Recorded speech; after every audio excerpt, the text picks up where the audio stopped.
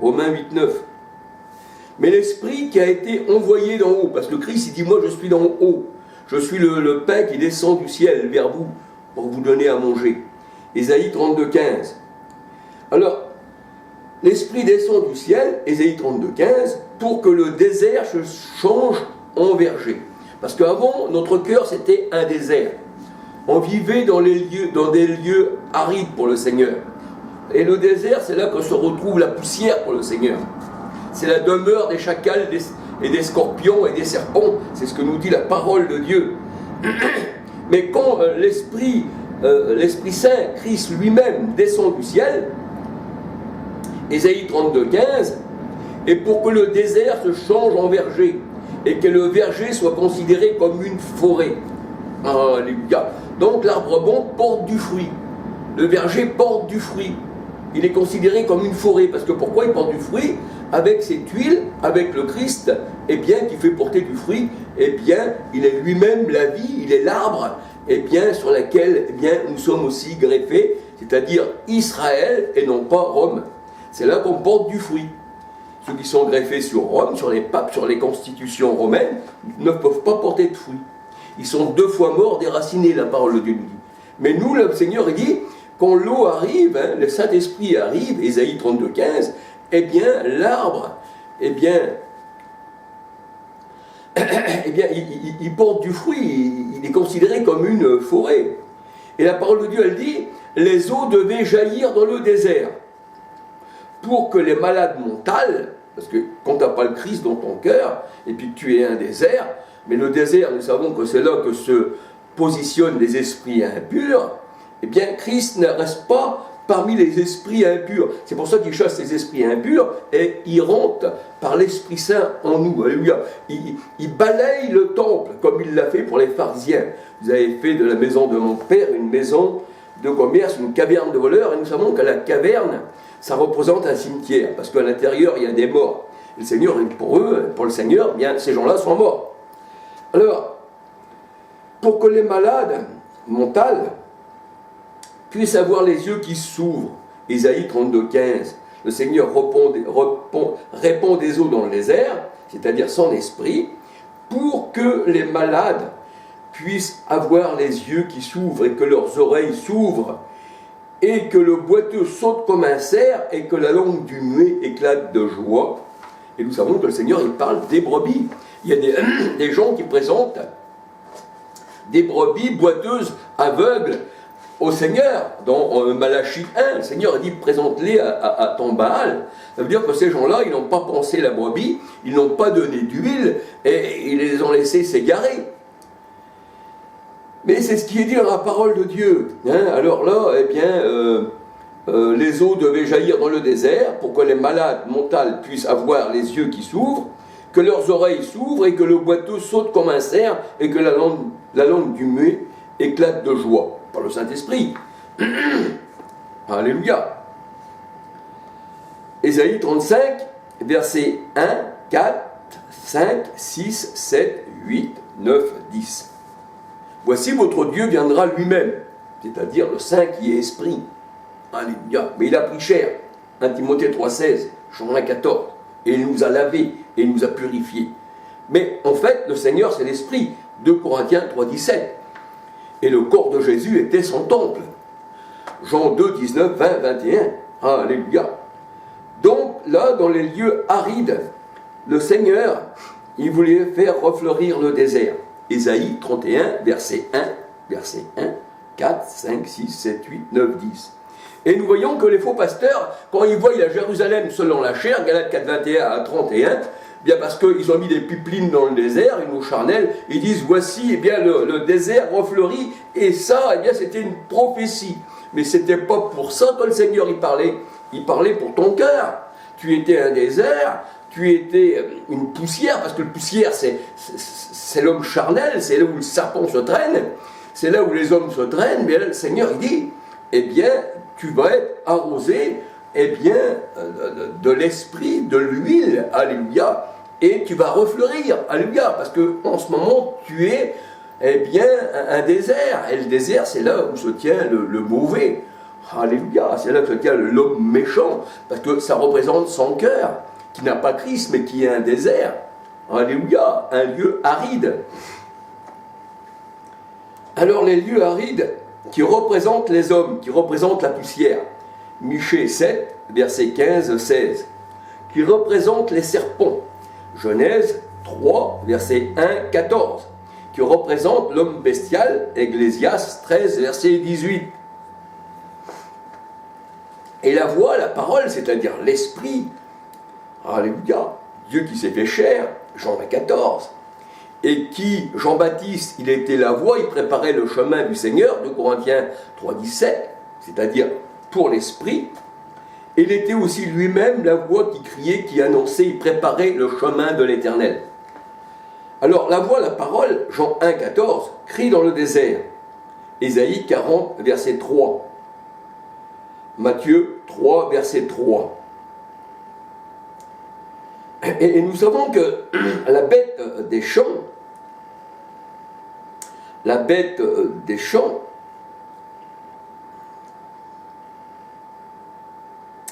parce que le Seigneur, il devait abreuver les bêtes des champs dans la parole. Alléluia. Il devait abreuver la bête des champs. Ésaïe 43, verset 19 à 21. Et la bête des champs, Genèse 3, 1, 14, le champ représente le monde. Matthieu 13, 38. Alléluia.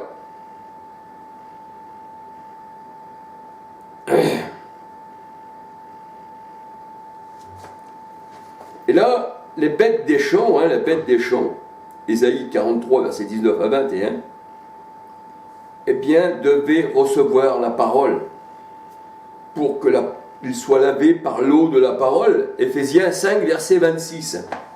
Alléluia.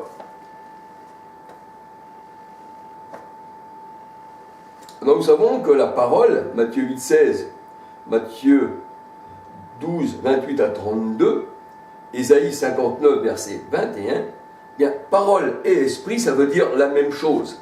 Alléluia. Et quand nous sommes abreuvés d'un seul esprit, 1 Corinthiens 12, 13, eh bien, c'est que nous avons une eau qui ne donnera jamais plus soif. Parce que si vous allez acheter de l'eau au magasin, vous allez toujours avoir soif. Mais cette eau-là, on n'a jamais plus soif. C'est ce qu'il disait à la Samaritaine, le Seigneur Jésus-Christ. Je crois que c'est dans Jean 4, verset 10. Et un esprit impur, c'est pour ça que le Seigneur a dit, je verserai l'eau dans les lieux arides, dans les déserts. Et un esprit impur vous emmènera toujours dans un pays aride. Vous emmènera toujours dans un pays aride. Une religion vous emmènera toujours dans un pays aride. Mais il ne vous emmènera pas où il y a la source d'eau, c'est-à-dire l'Éternel. Job 30, verset 1 à 13. Job 30, verset 1 à 13. Luc 8, verset 29. Et là, le désert, c'est là où se trouvent les ennemis du Seigneur. La parole de Dieu nous dit, Luc 8, verset 29, Jérémie 17, verset 5, 6, 7, et nous savons que les ennemis du Seigneur aiment bien les lieux arides. Ce sont les ennemis du Seigneur. Les serpents, les scorpions, tout ce que vous voulez, la prostituée. Apocalypse 17, verset 3, 4 à 18. La prostituée, on se prostitue, ça veut dire qu'on a une religion qui n'appartient pas au Seigneur. Parce que le Seigneur, il a une épouse, il a fait son tache ni ride. Et si tu te prostitues à une religion, à une idole, à quelque chose du monde, eh bien, pour le Seigneur, tu es en adultère spirituel. Alors les prostituées, les religions, là, c'est là où se trouvent les serpents. C'est là où se trouve le désert, c'est là où se trouvent les lieux arides, c'est là où se trouvent les rebelles. Deutéronome 8, verset 15. Ésaïe 64, verset 10. Joël 3, verset 19. Genèse 6, 10 à 20. Parce que le désert, l'Égypte, eh bien, c'est des lieux arides. C'est Cham, c'est Canaan, c'est le désert aride. Genèse 6, 10 à 20. Apocalypse 11, verset 8. Et la parole de Dieu, elle dit que les lieux arides devaient être consolés. C'est pour ça que la parole de Dieu, elle dit, quand un esprit qui sort de l'homme, eh bien, après, il s'en va dans des lieux arides. Ça veut dire beaucoup de choses dans la parole de Dieu. Ça parle de l'homme lui-même. Parce que l'homme, c'est aussi un esprit dans un corps. Alléluia. Les lieux arides devaient être consolés et recevoir la pluie, l'onction. C'est ce que la parole de Dieu nous dit. Ésaïe 51, verset 3. Mais tous ne l'ont pas reçu, les ténèbres ne l'ont pas reçu, cette lumière. Alléluia. Jean 1, verset 5, 9. Et les pays arides devaient recevoir la pluie, c'est-à-dire l'eau de la parole, l'onction, l'huile, devaient recevoir ce pain, cette nourriture, alléluia, devaient recevoir le vent, parce que le vent aussi c'est l'esprit, Jean 3, verset 3 à 8. Alors prenez le vent et appliquez-le aussi. Alors on voit que l'esprit impur qui est dans les faux prophètes devait être enlevé. Zacharie 13, 2. Par la parole, Matthieu 8, 16, Matthieu 12, 28 à 32. Par l'esprit, par le doigt de Dieu, Luc 11, 20, et nous savons que le doigt de Dieu, c'est Dieu lui-même, et Dieu écrivit avec son doigt, eh bien la parole de Dieu nous dit, les 10 commandements et les donna à Moïse. Et Dieu lui-même écrivit les tables de la loi. Donc on peut dire parole, eau, pain, vent, tout ce qui représente le Seigneur, c'est spirituel. Luc 11, verset 20. Alors la parole nous dit que les esprits représentent l'homme naturel n'ayant pas la nouvelle naissance. Jean 3, verset 3 à 8. Quand l'homme est lavé, mais qu'il retourne à son vomi, eh bien ça veut dire qu'il retourne dans des lieux arides. Les lieux arides qui sont son habitation d'origine. Matthieu 12, verset 43 à 45. Et au verset 45, il est dit, il en sera de même pour cette génération, elle retournera au temps du Christ, ceux qui ne l'ont pas reçu, eh bien, au lieu aride.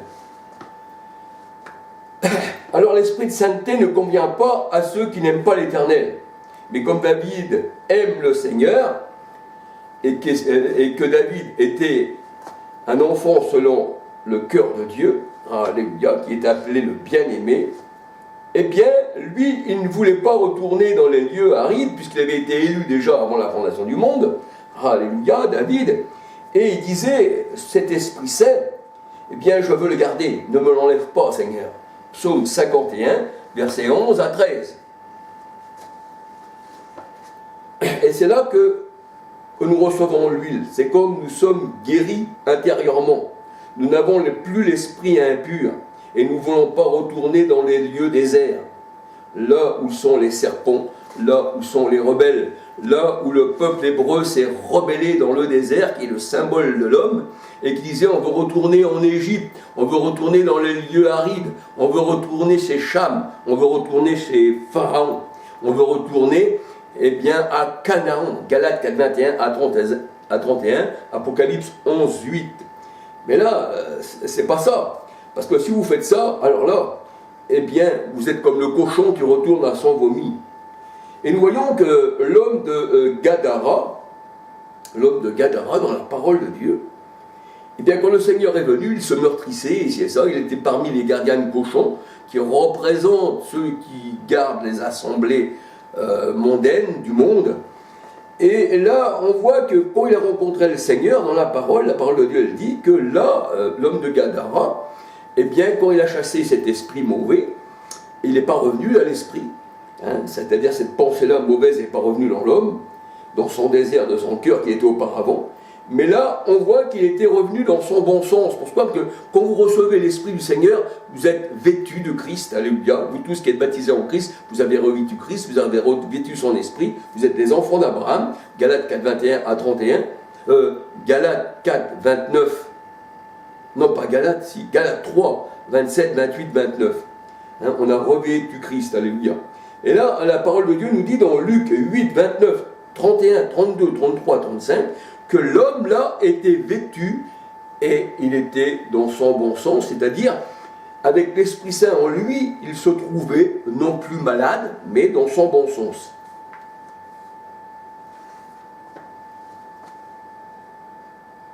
Il avait reçu l'onction, 1 Jean 2, 20, 27. Il était revenu dans son bon sens spirituel.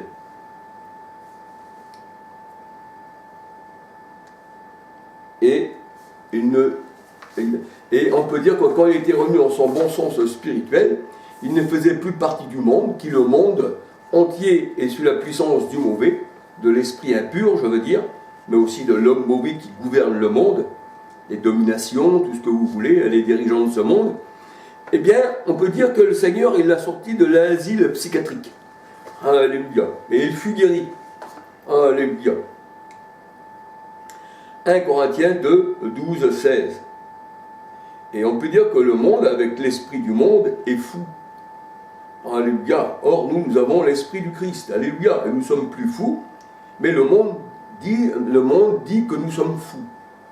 Parce que la prédication est folie pour ceux qui périssent. Et la sagesse du monde, la folie du Seigneur est plus sage que le monde. Alléluia. Et le monde, eh bien, sans l'esprit du Christ, il est fou. Et il est en adultère avec la chair. Il n'est pas un avec le Seigneur, mais il est un avec la prostituée. 2 Corinthiens 3, 17, le Seigneur c'est l'esprit. Parce que la parole de Dieu dit que notre corps qui est le temple doit être pour le Seigneur. 1 Corinthiens 6, 13 à 19, c'est-à-dire pour l'huile, pour la parole,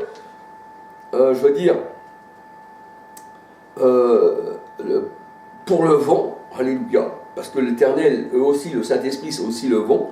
Le vent, eh bien, tu en entends le bruit, mais tu ne sais pas où il va, disait le Seigneur, dans Jean 3. C'est pour ça qu'on a appelé aussi, eh bien, il a fait de ses disciples, eh bien, des flammes de feu, il a fait de ses disciples des vents. Et il vient sur les ailes du vent, porté par les anges. Hébreux 1, verset 4. Alléluia.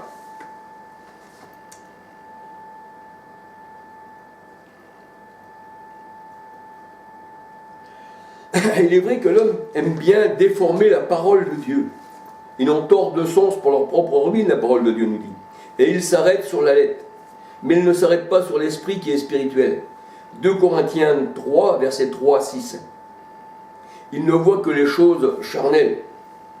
Ainsi, ils lavent les pieds, comme le Christ a lavé les pieds à ses disciples. Et le Seigneur disait à ses disciples, comprenez ce que je vous ai fait. Comprenez ce que je vous ai fait, vous devez le faire aussi. Alléluia. Donc, quand tu te laves les pieds, ça veut dire que tes pieds ont traîné dans la poussière du monde, tes pieds ont été attachés de la poussière, et les pieds représentent aussi l'évangile, parce que tous ceux qui écoutaient la parole étaient assis aux pieds du Christ. Et Gamaliel, qui était un docteur de la loi, Paul disait j'étais assis aux pieds de Gamaliel, dans Acte 22, il me semble. Alléluia. Donc les pieds représentent l'évangile, représentent ceux qui sont envoyés, qu'ils sont beaux les pieds de ceux qui annoncent de bonnes nouvelles. Et là, le Christ devait leur laver les pieds. Alléluia. Mais le Seigneur disait aussi, quand vous rentrez dans une maison, qu'on ne vous reçoit pas, eh bien secouez la poussière, parce que vos pieds ont été lavés. Alléluia. Alors les gens aujourd'hui, ceux qui n'appartiennent pas au Seigneur, qui marchent charnellement, prennent de l'eau charnelle et lavent les pieds. Et non, les pieds, eh bien ça représente le zèle de l'évangile. Ayez à vos pieds les sandales que donne le zèle de l'évangile. Alléluia. Et là, c'est encore eh bien, des choses charnelles. Alléluia. Rien à voir avec un lavement de pied charnel. Et les gens du monde ne pensent qu'aux choses de la terre. Colossiens 3, versets 1, 2, 3. L'huile d'onction de l'ancienne alliance était une figure, une ombre de la réalité qui est en Christ. Parce que tout ce qui était dans l'Ancien Testament, ça parlait du Christ, alléluia. Parce que l'onction nous enseigne, Christ nous enseigne, le Saint-Esprit vous enseigne. Ma parole, l'homme ne vivra pas de pain, mais de toute parole, la parole nous fait vivre. la lumière, qui est aussi un enseignement, tout ça, alléluia, c'est Christ, alléluia. Et là, on voit que dans l'Ancienne Alliance, tout ce qui était de l'Ancienne Alliance parlait du Christ. Jean 5, verset 39. Le Seigneur a dit, vous scrutez les Écritures, mais les Écritures parlent de moi, alléluia. Et on peut dire que l'évangile, on dit, c'est l'évangile du Christ, l'évangile de Dieu, l'évangile du Seigneur, alléluia. Donc l'huile d'onction, eh bien, c'était un symbole, une préfiguration, on va dire, une ombre de Christ qui devait venir intérieurement, eh bien, nous guérir, alléluia. Exode 30, versets 22 à 38. C'est-à-dire la parole, alléluia. Hébreux 6, versets 4-5, alléluia. Et la parole de Dieu nous dit que ce n'est pas un homme qui nous oint d'huile, ce n'est pas un homme. Quand le Seigneur parlait, le Saint-Esprit venait sur ceux qui écoutaient la parole, mais ce n'étaient pas les hommes qui donnaient la parole. Même Jean-Baptiste lui disait, moi je vous baptise d'eau, mais lui vous baptisera du Saint-Esprit. C'est lui qui vous donnera l'huile dans un sens, c'est lui qui vous donnera l'eau, c'est lui qui vous donnera la vie, parce que le Saint-Esprit c'est la vie. Alléluia. Alors, qui c'est qui nous oint d'huile? Eh bien, ce n'est pas un homme. La parole de Dieu nous dit que c'est Dieu lui-même. 2 Corinthiens 1, verset 21, Apocalypse 3, 18. Tu veux prendre un collier pour oindre tes yeux, parce que tu es malade. Et tes yeux, quand ils s'ouvrent, comme Paul, il avait les yeux fermés, il avait les yeux, eh bien, il y avait des écailles à l'intérieur, et quand on a connu le Seigneur, les écailles tombent en bas de ses yeux. Et il connut la parole du Seigneur, il connut son enseignement, il vit la lumière. Proverbe 6, 23. Et la Bible dit que c'est Dieu qui fait brûler notre lampe avec